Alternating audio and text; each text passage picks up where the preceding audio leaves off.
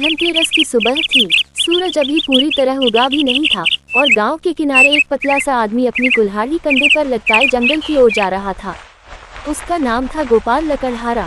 कपड़े फटे हुए थे, पैर नंगे थे और आंखों में उम्मीद की एक चमक थी। गोपाल गरीब था पर मेहनती था। हर दिन वह जंगल जाता, लकड़ियां काटता और गांव में बेचकर अपने बूढ़े माँ बाप का पेट पालता। लेकिन उस धनतेरस की सुबह कुछ अलग थी। हवा में मिठास थी पर मन में बेचैनी। आज तो सब लोग घर में दिए जला रहे होंगे। उसने सोचा, कहते हैं धनतेरस की रात को किस्मत खुलती है, क्या मेरी भी कभी खुलेगी? वो पेड़ों के बीच बढ़ता गया। अचानक उसे जंगल के उस हिस्से में जाने का मन हुआ जहां वो कभी नहीं गया था। पुराना पीपल वन, जिसके बारे में कहा जाता था कि वहां आत्माएं रहती हैं। धीरे धीरे पेड़ों की छांव गहरी होने लगी। हवा ठंडी हो गई। हर कदम पर चरमराती टहनियां जैसी फुसफुसा रही थी। तभी उसे एक अजीब सी आवाज सुनाई दी। कहाँ जा गोपाल? वो डर गया। कौन है? डर मत, आवाज आई। मैं जंगल की आत्मा हूँ। गोपाल ने इधर उधर देखा। उसके सामने एक हरी चमक फैलने लगी और हवा में एक स्त्री की आकृति उभर आई। उसके बाल हवा में लहरा रहे थे, आंखों में सितारे झिलमिला रहे थे। तुम यहाँ क्यों आए हो? गोपाल, उसने पूछा। लकड़ी काटने, देवी। गोपाल ने डरते हुए कहा। गरीबी ने भेजा है, धनतेरस है आज। देवी मुस्कुराई। जो सच्चे मन से मेहनत करता है उसकी किस्मत में बदल देती हूँ। तुम्हें अगर डर नहीं लगता तो मैं तुम्हें एक रास्ता दिखा सकती हूँ, पर वहाँ जो दिखेगा वो वैसा नहीं होगा जैसा दिखता है। गोपाल ने कहा। मेरे पास खोने को कुछ नहीं है देवी, दिखा दीजिए रास्ता। जंगल के पेड़ों के बीच अचानक रास्ता खुल गया। सामने दूर दूर तक सुनहरी रोशनी फैली हुई थी।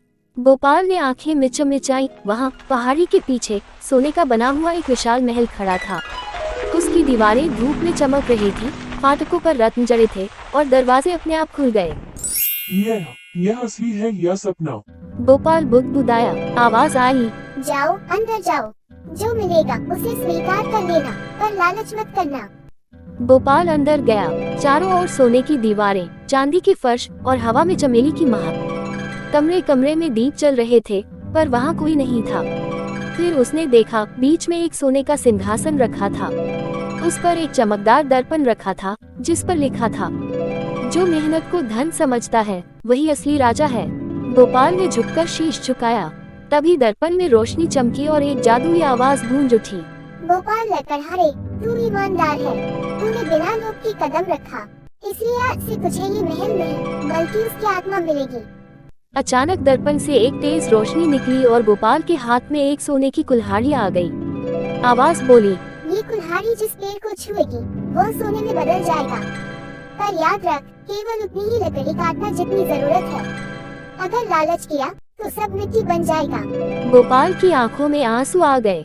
उसने हाथ जोड़कर कहा, देवी, मैं वचन देता हूँ कि इस वरदान का उपयोग सिर्फ भलाई के लिए करूँगा। और जैसे ही उसने झुककर प्रणाम किया, पूरा महल हवा में विलीन हो गया। सिर्फ उसकी हथेली में चमकती सोने की कुल्हाड़ी रह गई। गोपाल गांव लौटा। अगले दिन उसने जंगल में एक पेड़ काटा और वह पेड़ सोने का बन गया।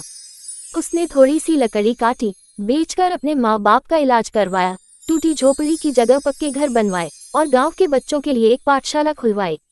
लोग हैरान रह गए। गोपाल तो अमीर हो गया, मगर देखो आज भी वही साधारण कपड़े पहनता है। धीरे धीरे उसकी कहानी पूरे इलाके में फैल गई।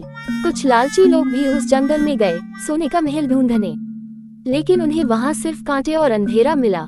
एक दिन गांव के पास एक अजनबी औरत आई, काली चुड़ैल सुषमा। उसने सुना था कि गोपाल के पास कोई जादुई चीज है। वो रात में उसके घर पहुंची और बोली, गोपाल, तेरे पास जो कुल्हाड़ी है वो दे दे, मैं तुझे 10 महल दूंगी। गोपाल ने कहा, ये वरदान देवी ने दिया है, मैं इसे किसी को नहीं दे सकता। चुड़ैल गुस्से से कांप उठी। उसने अपने झोले से काला धुआं निकाला और बोली, तो फिर तेरा सब सोना मिट्टी बन जाएगा। लेकिन तभी आसमान में बिजली चमकी और जंगल की देवी का स्वर गूंजा। सुषमा, यह आदमी सच्चा है, तू झूठ और लोभ की संतान है। जा, तेरी शक्ति यही समाप्त होती है। चुड़ैल चिल्लाए और राख बनकर उड़ गई। उस रात धनतेरस की रात फिर आई। गोपाल ने पूरे गांव में दिए बांटे। बच्चे खुशी से नाच रहे थे।